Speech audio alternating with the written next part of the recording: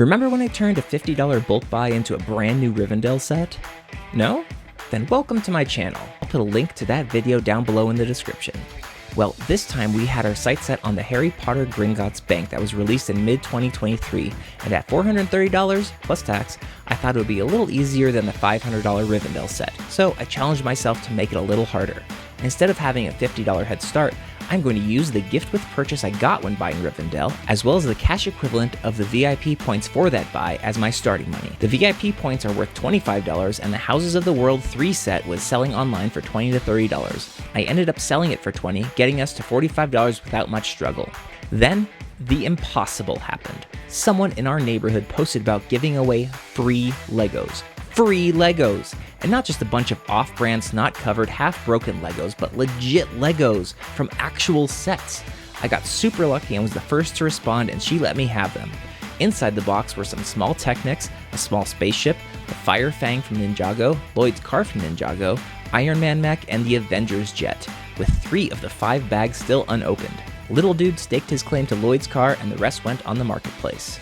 I was able to sell the 2 Technics for $15, the Fire Fang for $20, the Avengers jet with Iron Man mech for $50, so add another $85 to our pot and we are up to $130. Next up was an unusual situation.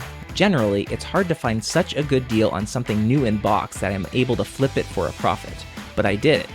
3 times. One person was selling the Himeji Castle for $80. Since it retails for $160, that was an easy decision and even easier to sell it for $120, netting $40 in profit. Then someone else was selling new Captain Cody's helmet for $30 and Weasley's Wizard Wheezes for $40. Both sold quick, with the helmet going for $50 and Weasley's Wizard's Wheezes for $65. The 3 new in-box flips added $85 and we're up to $215. The next one I took a shot at and missed.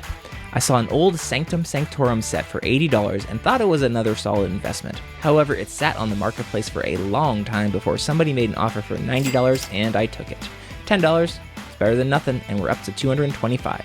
After a lot of looking, I found a lot that looked to be a winner. Over a dozen friend sets for only $100. I was convinced this would be the buy that put me over the edge. After getting the sets and painstakingly putting them together as well as possible, I discovered that, individually, the prices would add up to over $500, at least according to Bricklink's current pricing. However, after weeks of waiting and price drops, they weren't moving. It turns out Friends is not a great investment. I had lowered my price to $300 for the lot, resigned to the idea that I would need to find another set or 2 to reach my goal, since that $200 profit would not be enough for Gringotts. While searching, I came across my saving grace, a person selling his used Gringotts and Diagonally for only $400. I thought this was too good to be true, so I messaged him.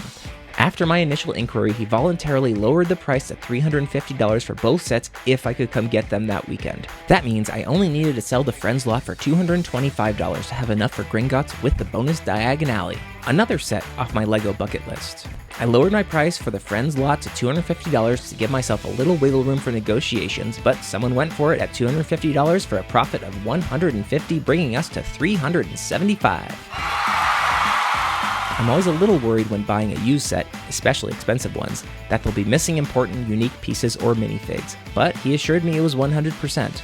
I guess I'll just have to build them and find out.